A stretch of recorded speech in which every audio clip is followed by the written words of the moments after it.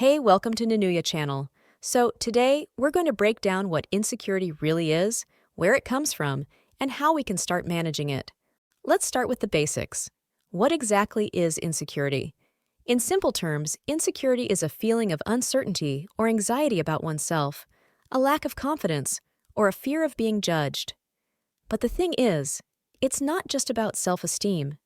It can manifest in very specific ways, like constantly worrying about how others perceive you or feeling like you're not good enough for the things you desire. Right, and it's not always something we show on the outside.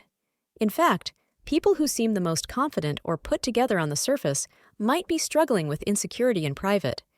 It can be tied to our deepest fears, that we don't belong, that we're not worthy, or that we'll be rejected. That's a good point. Insecurity often stems from internal beliefs we hold about ourselves, but they can be influenced by external factors too. For example, growing up in an environment where you're constantly compared to others or criticized can lead to a heightened sense of insecurity. Social media doesn't help either. Constantly seeing curated, perfect images can make us feel like we're falling short. And that's the tricky part. We start to internalize these messages, whether from our upbringing, media, or society, and they shape how we see ourselves. Over time, this can create patterns of negative thinking that are hard to break. So, where does insecurity come from? There are many possible sources, but let's talk about a few common ones. First, childhood experiences play a big role. Whether it's parents who were overly critical, a lack of validation or affection, or being bullied, these early experiences can lay the foundation for feelings of inadequacy. Let's not forget about societal expectations.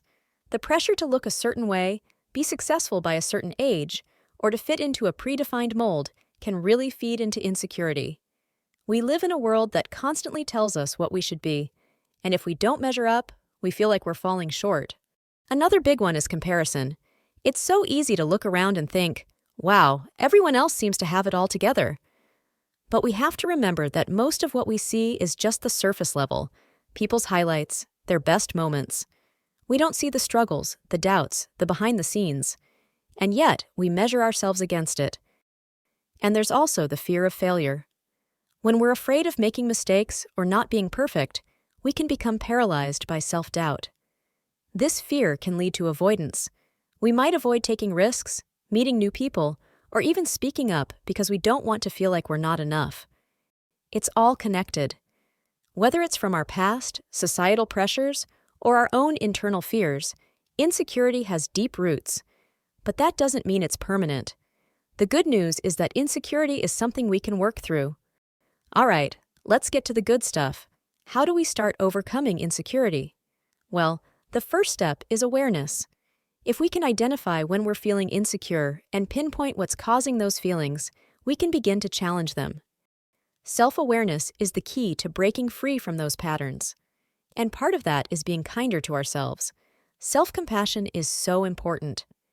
Instead of beating ourselves up for feeling insecure, we should try to treat ourselves with the same kindness we'd offer a friend going through a tough time. Another important strategy is cognitive reframing. This is when you change the way you look at a situation. So instead of thinking, I'm not good enough for this job, try reframing it as, I'm still learning and I have the ability to grow. Shifting our mindset can help reduce that inner critic's power. And let's not forget about taking action. It sounds counterintuitive, but sometimes facing the things that make us feel insecure can help us build confidence over time. Whether it's speaking up in a meeting, sharing something personal with a friend, or simply trying something new, small steps toward courage can have a big impact on how we view ourselves. And it's important to surround ourselves with supportive people. Being around people who lift us up rather than bring us down can make all the difference. When we feel supported and valued, it's easier to combat those feelings of insecurity. It's also essential to practice mindfulness. When we're mindful, we become more present in the moment and less likely to spiral into negative thinking. Meditation, journaling, or simply taking a few minutes to check in with ourselves can help ground us when we're feeling insecure. Before we wrap up, let's briefly touch on the role of social media in fueling insecurity. With the rise of influencers, filters, and highlight reels, it's easy to feel like we don't measure up. But the truth is, social media doesn't always reflect reality. Studies show that social media use is linked to higher rates of anxiety and depression, especially when it comes to comparison.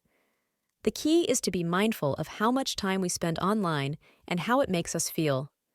If scrolling through Instagram or TikTok leaves you feeling worse about yourself, it might be time for a digital detox or curating your feed to include more positive and authentic content. Another great tip is to remember that social media is just a snapshot of someone's life, not the full picture.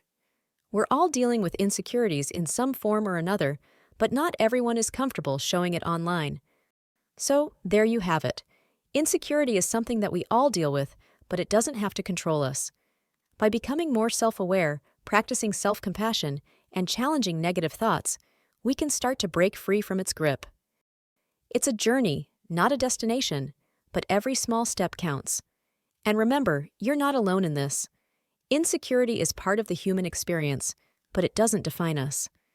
Thanks for listening to this episode of the Mindful Corner. If you enjoyed today's conversation, don't forget to subscribe, rate, and share the podcast. And as always, take care of yourselves and be kind to your mind.